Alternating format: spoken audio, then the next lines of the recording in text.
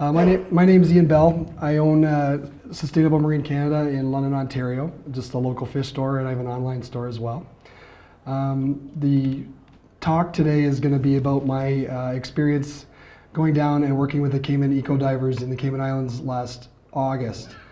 When I started my store, I'd been learning a lot about coral restoration and what's going on in the world, and I wanted the store to be something with a conscience. We're taking from the reef. I feel like we have an obligation to give something back and to be doing something. I love this quote: no one will protect what they don't care about, and no one will understand what they've never experienced.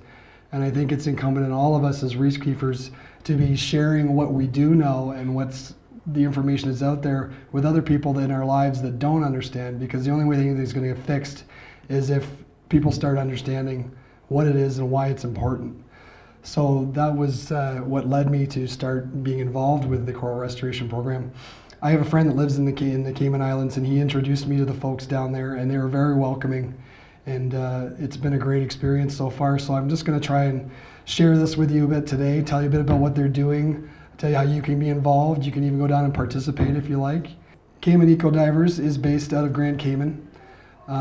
It's a husband and wife couple that start it and operate it. That's my friend Steve. He lives down there and works for the Kimpton Sea Fire Resort. He's the guy that got me into it. And as a joke, we decided to name it like, it's kind of like going to camp. We're going to Camp Coral, so that's what we named it. We're your counselors, and that's just not good. That is Aaron Hunt. He is the lead of Cayman Eco Divers. Aaron used to be in the U.S. military. He was in the tank division. He used to work in a local fish store years ago. He's been a dive instructor in Cayman Islands for many years now, and was there when the corals were better, and he's been there when they are now. And he saw what was happening and realized someone needs to do something about this, and no one is. So all on his own, on their own dime and their own volition, they've stepped up and actually started to do something in the Cayman Islands. Coral cover in the Caribbean is maybe 90% wiped out. It is not even close to what it used to be. You'll see a lot of Gorgonian corals and stuff, but a lot of the stony corals and stuff that used to be there are gone or just in skeletons. So it's not a good situation. So what they do, they have nurseries they maintain. There's about 6 of them spread across the south and west of the island. They then take the corals from those nurseries and they're out planting them on the reef and watching how they are doing from there. They're relocating corals that are not doing well, and they're also monitoring and recording the data on the reefs in the islands. That's a massive undertaking. These are all volunteers, so they go out there on a regular basis and they're recording various areas of the reef by hand on paper. They're keeping track of what corals are there, what fish are there, how many of them, all of this kind of thing, and it's all done by volunteers. And it's just impressive what they're doing down there with just a group of volunteers, because it's no small job to go out there and count how many chromis are on a reef and things like that, because they move. So what they've done so far, they've harvested and cultivated over 1,000 coral fragments. The interesting thing I learned down there is there's been a disconnect in the past between the scientific community and the aquarium community. What we think of in terms of fragging and stuff, we think nothing of it. The scientific community and the government agencies had no idea. They're not exposed, so there was a long disconnect between those two sort of groups of people. And since they've started to come together, that's where it started to turn into them and growing these coral trees and stuff like this. And now it's expanded even farther from there. When Mitch does his talk after me, it'll be sort of the next generation of what's going on. Now they're doing sexual reproduction and trying to do it on a more efficient basis to put coral back on the reef. I won't get too much into that because Mitch will be able to tell you 100% with what those guys in Secor are doing. They manage 10 coral nursery trees there right now. They're in 3 distinct areas of the island. Interesting thing about it is that they have to hide them in plain sight so that people don't go out and mess with them. So what they did to do that is they'll put them out in about 60 feet of water, but they'll put them out 60, 70 feet off the reef. So you can kind of see them in the background, but there's no reason for people to really want to go out there. They can see it and they're like, oh, it's interesting, but I'd rather stay here and look at the fish. So they're kind of protected from people touching them. It's just a human nature. I'm like, I don't really want to go all the way over there just to see what that is. They have initiated an outreach center, and they have over 100 PADI certified coral restoration specialists and certified volunteers, which is what I went down and did. They're conducting experimental planning and trying to establish the best policies on how to do things. They have developed effective means to resist soil damage and bleaching. It sounds complicated, but what that means is when Aaron knows there's a storm coming or certain times of year, he simply goes out to his trees and he has to raise them down or lower or put them back up. No small feat at 60 feet underwater with one guy and a giant air bubble on the top of that thing. I watched him do one. It is a lot of work to do that, and he does that several times a year depending on if there's a big storm coming or different water temperatures and stuff like that. They've returned 500 coral colonies to the reefs so far, and they're engaging local schools and the kids on the island to try and understand what's going on and why it's important. Their parents, traditionally being Caymanian and on the islands, it's just always been there. They go fishing, they go hunting, they do whatever they have to do. The reef is just part of their home. Now they're trying to teach the island kids why it's important, why do we need to protect things, why we need to fish differently and things like that, so that the next generation won't be doing the same damage that's been done so far. I've covered a couple of those. Their stocks. Oh, so they do research on the different corals that they're putting out there to make sure that they're different genotypes. So they go around the island and get corals from different programs in different places, so that when they mix the corals together in the spawning areas, they're spreading those genotypes around so it's not all one kind, because the disease is the biggest problem on the island right now. So if it attacks one particular genotype and that's all you're planting out there, you're going to wipe out all the corals in that area. So they have to make sure that there's diversity out there. So there's a lot of planning that goes into this. They started with the staghorn corals, which is what you'll mostly see in the pictures. Two reasons for that. One, they grow really easily. The other one is political. They grow easy, they grow fast. It's easier to win hearts and minds of politicians and government agencies when they can actually visually see something happening.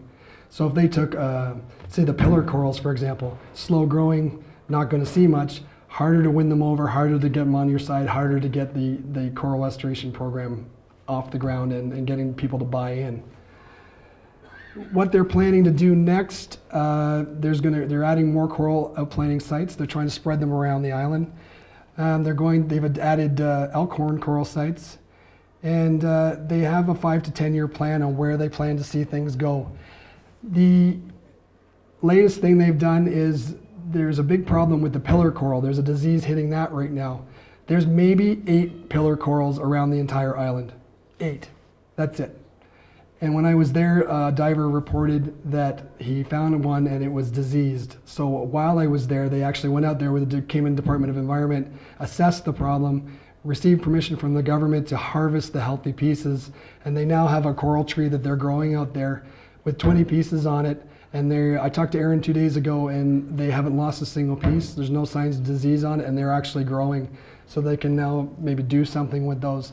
So it is effective. It is useful what they're doing. The next level is what Mitch is doing, because you can only do so much planting, grow so many pieces. So the Sea Corps and some of these agencies are trying to take it to a next level where we can kind of mass produce corals to put out there and make it more effective. But in the meantime, that's still in the research phase.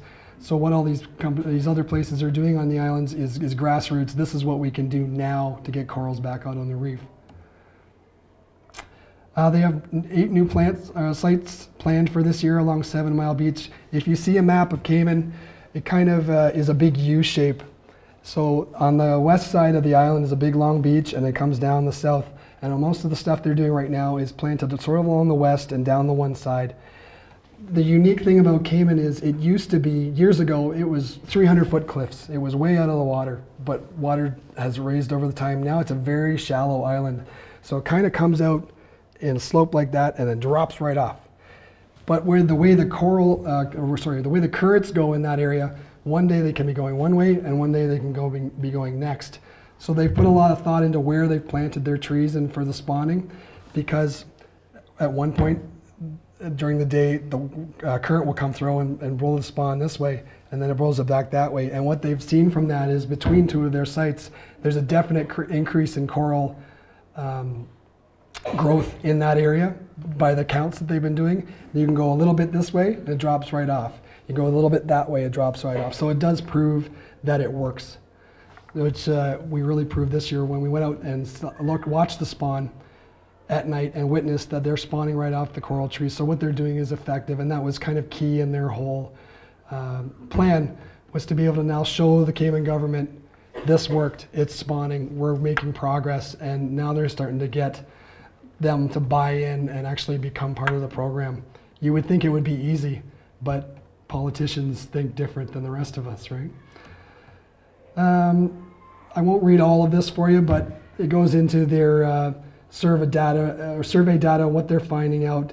They count there's different fish that do different things or mean different things to the reef. They're very interested in how many damselfish they are. They hate damselfish just like the rest of us. They're a pain in your tank, they're a pain on the reef. Chromis talks to the reef health, same with juvenile wrasses. Groupers are very important. And the problem with the grouper on the island is that the Cayman locals overfish the grouper. They overfish the grouper, now there's more damsels because the groupers used to eat the damsels. The problem with the damsels is they do this. They like to make nests in the bottom of the staghorn corals. So we go to all this effort to grow these corals, we plant them back out in the reef. Now there's too many damsels because we don't have enough fish, and they're destroying. You can see the bottom there, they build their nest there, they destroy all that coral, and it spreads as they kind of grow and live in there, and more of them come around. So it's a complex problem. All of these different issues have to sort of get fixed at the same time, and that's not an easy thing to accomplish. So that's why the education to the kids about the fishing and what's going on out there, so that they understand that these fisheries have to be regulated. These things have to be done a certain way, because if you don't, you get this. It's pretty funny to go diving there now because this information is spreading amongst the divers on the island, and you'll see random divers you're not even dealing with swim by a patch of coral, see some damsels there. They're all giving them the finger as they go by. It's the most funny thing. That is a recently outplanted coral there, and you can see the same thing happening there. So they planted it. You can see by his hand, there must have been a bunch of damsels in that area, and they're already starting to destroy that. So now that you're already trying to fight nature and all these things going on, now you're trying to fight the fish as well. So when they're going out and doing those surveys, it's not just for them to try and understand how many fish are there. They're actually looking for areas of the reef where there's low populations of damsels, so that they can plant in those areas rather than putting it somewhere where there's a lot of damsels. It's massively labor intensive what he's doing, and considering that he does a lot of it on his own, he's a very impressive guy. It's just a quick data on some of their fish populations. Their 5-year plan. So their goal is to create a series of outplant sites that wrap around Grand Cayman and try and encircle the island, so that when the spawns come, it's going all around the island and being effective and starting to plant all over the place. They also plant not where corals used to grow. I have a YouTube video online where I did an interview with Aaron, and he talks about the importance of using your mind and knowledge and putting things where they should go, not where nostalgia told us that they should be. Where corals were growing 10 years ago is not where corals are going to grow now. And they've had people come down and say, no, you need to plant them here, you need to plant them there. There's nothing in that area anymore. It's shallower waters. It's where the storm surge comes in. It's warmer. It's not going to grow there. So what they've done is move it out off the reefs, deeper water where they can raise and lower depending on the water temperatures and storm surge. A, because it's a coral health and it's going to do better for the coral. B, because hundreds of years ago, we were way out of the water on Cayman Islands, and coral was growing way down deep. So some of that spawn now is going to get to go over the edge of the wall and start spawning, and it might grow slower, it might take longer, but now there's coral growing at different depths. And their hope with that is that that'll help fight some of the temperature issues going on. So maybe this one's not doing as well, but the ones in lower, deeper water are still growing, still spawning, still carrying on. There's an immense amount of thought that went into this. They should have covered about 17.5 kilometers worth of reach by the end of the upcoming seasons here. They're planning to expand their species range. Like I said, they've already harvested those pillar corals. They're really worried about these pillar corals because they're just in big trouble, and we're very close to losing them. So that's a quick map of Cayman there. So what they consider the west end is this side. So you can sort of see along the top there's a few little dots. Their spawn sites go kind of all the way around and wrap around the bottom side here. And the currents come this way and that way and this way and that way, and that's what they're trying to fill in. The pictures sort of show their dive spots or their tree spots through those different areas. Working with nature, I think I touched on that briefly, and it's all about wildlife management, dealing with the flower or the damselfish, dealing with the storms and the hurricanes that come through, and raising and protecting those trees that they've worked so hard to make. There's also a ton of work from predators and nuisance pests, just like they're in our aquarium. So they have to go out to those trees regularly. They have to brush off the algae that grows on them. There's fireworms out there, they got to brush those off. There's fire coral that grows on them, they've got to clean them off. And certain snails and stuff will grow out there too, which is hilarious to me because they're 60 feet out. They got to crawl up this rope and go up there, but they do. So regularly the volunteers are going out there, and it's high-tech stuff, man. They go to the dollar store and they get a scrub brush, and they go out there and every night they rub it right off all the ropes and things, and they just work away at this. And they have to do this on a regular basis, just like we would fighting hair algae in our tanks at home, to try and keep it from out-competing what they're trying to do. That's just myself and Steve getting ready to go out to check out the coral trees. And so that's what it would look like when you're approaching it from the reef. You can just kind of see it out there, but if you're not really interested, you're not going to go out there. So it sort of stays protected, and there's nobody out there touching it. That is Aaron and myself. He took that picture and didn't tell me. That was my very first day after we did the course. He took me out on just a tour, showing me where the reefs are, some of the outplant sites, some of the damage that the damsels do, and some of the areas that are growing well, how they're tagged, how they're recording. It was just sort of a, this is what we're doing day. That is a healthy coral tree. That's what they should look like. So this is a couple days before the spawn, so you can see things are looking nice and fat. That one's been clean, there's no junk all over it. And there's just a ton of those things going on there. They go out and check them all the time, make sure that they're suspended properly, that there's no pests, and that everything's looking well. That is that's an outplant site. So that is after they've grown the corals for a while, they got them to a decent size, they've done their survey, they've checked for damsels and all the different things, and that is what a healthy outplant site should look like.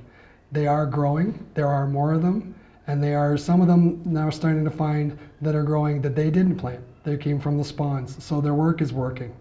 So this is just a quick video of what the reef looks like now. See lots of gorgonians, you see some encrusting corals and stuff, see some pretty cool triggers, but you don't see a lot of hard corals, and that's not the way it used to be years ago. There used to be elkhorn and staghorn all over the place. So that's what they're trying to fix, because it's gone. And it's not going to get there by talking about it. It's not going to get there by, you know, naming things or naming studies. It's going to take boots on the ground, putting corals back out there in places that they can grow, in temperatures that they can grow, in environments that they can grow. So that's what they're trying to do. You're kind of enough talk, let's get at it. And hopefully with the work that Secor and some of these people are doing, we can then take this to the next level and become more efficient, because the guys on the islands don't have the facilities that they have. But if they can start to perfect what they're doing in the lab, get the coral gametes growing on these objects that Mitch, I'm sure, will show you, then they can go out there and blanket plant an area rather than taking a few here, a few there. So there are efforts being made, but it needs support of the public, and the more we can teach people, the better off that we're going to be. There's just a few of the creatures on the reef. They are still there. They're not there in the numbers that they used to be. But, you know, stuff straight out of your tank. Like there's a queen angel on the top there, royal grandmas. It's there, but it's not there like it used to be because your environment is changing. There's my buddy Steve. This is what I was talking about, the work that has to be done. He's out there with his scrub brush, working his way up the wire, taking all of the algae and nuisance pests off, and they have to do this weekly. The more of these trees they get, the more volunteers it takes, the more man hours. Same thing there. That's Aaron and Steve. They're both working on a tree. And the picture down there in the corner is just a picture I took of what it looks like before they go out and do that. So you can see how much growth is going on there. If you don't attend to that, that'll grow all over everything. Just massively labor intensive. After they're just about done that one, so you can see a big difference there. They've cleaned it all off, and then that tree will be good for a while. That is just a map of the one area, and it talks about where the outplant sites were and in the spawn area and how that has improved and the different numbers of corals and stuff since they've done their surveys. It was massively important that we witnessed it actually spawn this year. The coral survey that they did showed an increase from the previous year before. They expect to see more increase in what corals that they found since this year's spawn. And we'll be going out again to watch the spawn this year and see what goes on. Really surreal feeling. You're out there at 9, 10 o'clock at night. It's pitch black. There's jellyfish flying around that you're trying not to get stung by. And you can't have your lights on because you don't want to mess with the photo period and screw up the spawning. So you're basically out there hanging in the dark, trying not to think about the hammerhead shark that somebody saw today and things like that. It's another map of a different area and more surveys that were done and what they found. 10 of the 42 colonies they found were in patches, which is encouraging because that means that it wasn't just a coral stag or a fragment that they put there. It's actually spread and it's turning into more of a patch now, and it's growing. There must be no damsels there. There's one of their divers out doing surveys, measuring the size of the coral, so that would be a patch there, and they're keeping track of how it's growing and how it's doing in health. Right here was one of the days after they did the maintenance that I just showed you there before. Two things they wanted to do. Some of those pieces were getting pretty big for the branches that they were hanging on, so they did a little bit of cutting and restringing so they could hang them and grow them out further for more outplant sites. What he also did was take a couple clips that you can see up there in the corner. The reason he did that is because we were trying to predict when the spawn was going to be. It's usually a couple of days after the full moon in August, but you can't tell exactly. So it was 4 nights of us hanging out there in the water before it actually happened. But what he's doing there is he's cutting the coral and looking at the gametes in the coral to see that they're full and that they're almost ready to pop, and it gave him a better indication of when we needed to go out there. That's just a picture of one of the fragments that he took. I tried to find the picture that we took after the spawn because he took the same tubes out there and collected some so that we could see the little gametes in there, and then he turned that into the Cayman DOE so that they could analyze that further. That's what it's like. I'm in the dark. They managed to get a picture without bothering anything. I'm just sitting there the whole time wondering what's swimming around me because you can't see anything. It is absolutely pitch black out there. The guy in the corner, that's my friend Phil. He lives on the island. He's a dive master, and he likes to poke at me in the dark because he knows I'm nervous. This is hopefully I can get to work here. This is a video of when it actually spawned. It was a pretty exciting moment. And the crappy thing is that you're out there and you're underwater and you can't yell and cheer with everybody. But all of a sudden, it just starts to release, and it's somehow like they communicate with each other, and everything just goes all at once. If I put the right video in here, you'll see some of the little creatures that are floating around that you didn't know were there. But it just turns the whole water into almost like a snowstorm.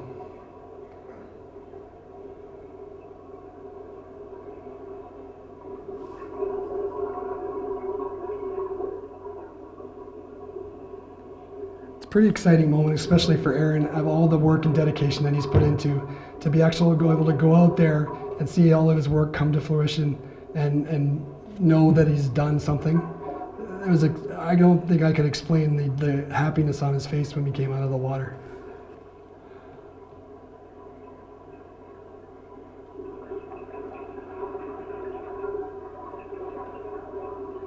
I think there was about 10 of us out there. We're all encircling this thing, just waiting for it to go off. Everybody's got a different ability to control their air. Aaron can be out there for 2 hours. I don't know how he does it. So we're all hoping that it was going to happen before we had to quit and go in. So it's just a sea of this stuff, and then fish are coming in. They can sort of sense it. They're trying to eat at it. But this will move all over the place and settle out. And then in Mitch's video, you'll see better shots of how tiny these things are in their behavior. See that thing right there? Forgotten the exact name of it. I want to say it's Venus's girdle, I think is what it's called. Deep water creature. Came out of nowhere. And he's got a fish in his belly there.